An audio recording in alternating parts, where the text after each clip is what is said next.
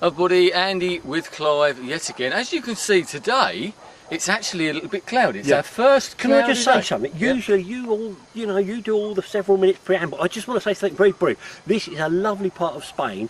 They guarantee you 320 days plus per year where there's 8 hours of sunshine a day. Unfortunately, today is one of those few days. It's not one of the 320. Unfortunately. And it's the only time I've been in Spain where I've actually known, and it looks like the whole day might be cloudy. We talked before about the weather and how it changed. Anyway, what we're actually going to talk about today is all the festivities and the fiesta that's gone on in Orgiva over the last couple of days. You've probably seen the video, and if you haven't of the fireworks, go back and watch it. I think it's about number 7 or something like that.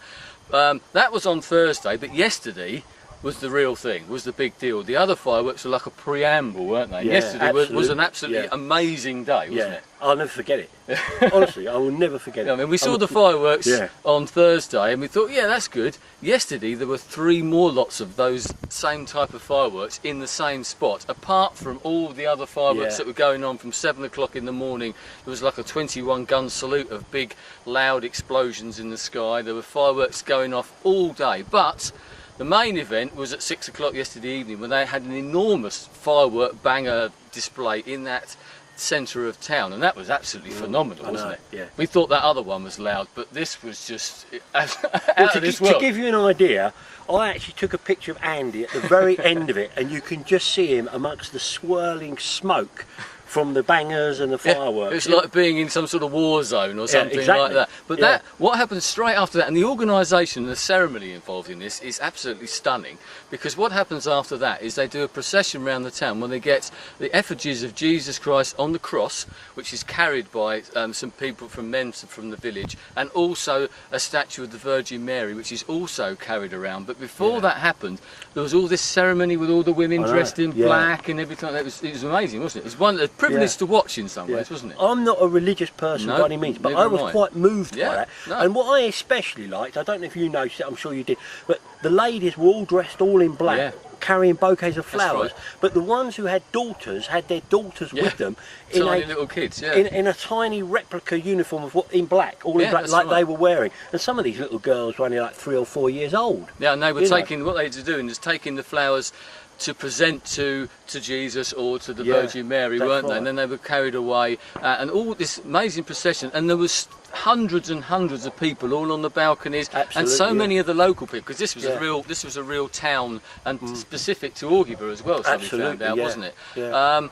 And all these people were dressed up in their Sunday best, in their finery. They made an effort, didn't they? Really made an effort. And apparently this is the big fiesta 2 weeks before Easter. And at Easter it's far more solemn and a religious occasion, which is fair enough. But as Clive said, I felt the same. I felt very privileged standing there amongst all the local people watching this. And it was quite moving and humbling in its own way. And I say, I'm not a religious person either. And watching it amongst all the Spanish people, because one thing that got me was when they brought the effigies out of the church of both Jesus Christ and the Virgin Mary, everyone was applauding, weren't they? Absolutely, and we did as well. No, it's a real huge part of their life, but that was just the start of it. Anything more you want to add on that little bit? Well, only that it was a national holiday for Orgiva. We found out, just for this area, that was a national holiday. And presumably other places do their own little ceremonies and they probably have a holiday for that day. But after that, the place was absolutely packed. It was rammed. A lot of places, as Clive suggested, was shut because it was like a little local holiday. We went off. We actually found a nice Arabic place. We did, Cafe Baraka, if you're ever here at the top of the town. Non-alcoholic, which was strange that they let us in. Although we even went in there in the first place. But very nice food, excellent. And once again, great value. And then we wandered down into the town, a couple of bars and that, and we ended up in our usual. And what amazing a night. I mean, all the bars were absolutely Alberto's is our favourite little bar, and run by a very nice Italian with the Antonio, young Spaniard, helping him. And his girlfriend last night. Scottish girlfriend. Leanne, was it? Leanne, I think. I can't remember what her name was. But it was a bit of a hectic night. But it was amazing. Just all the English people seemed to be all on at this bar. It wasn't just English. I mean, it's a League of Nations place. So we were speaking to Bulgarians, there were Swedes, there were Irish, Dutch, there was everybody. And we said that if you ever come to, especially this area, to Orgiva, I'm sure other places have got their own type of bar. bars. If you want to get involved in the local community, that's the place to go. We've already made friends there and got contacts and things like that. We know the people that we're known in the bar, which maybe isn't such a good sign. I'm not so sure. But it was one hell of an evening, and apparently when we left there midnight-ish, just as things was hotting up really, that place never actually shut until 5 o'clock this morning, and other places were still going. At 1 o'clock this morning, or was it this morning? Yes, it gets a bit hazy. We could hear the band, couldn't we? There was 15 minutes, literally 15 minutes of explosions going off. And in the town itself, while we were wandering around during the evening, you could see where they were setting all these separate parts. Because as the procession moves around the town, going back a little bit, but as the procession moves around the town, they let fireworks off when it reaches certain points or whatever, don't they? And it's quite fascinating to see how it all works. Spent a fortune, wasn't it, on those what someone did actually say, didn't they? That it seems to be the worse the recession or the crisis has got, the more they spent on fireworks.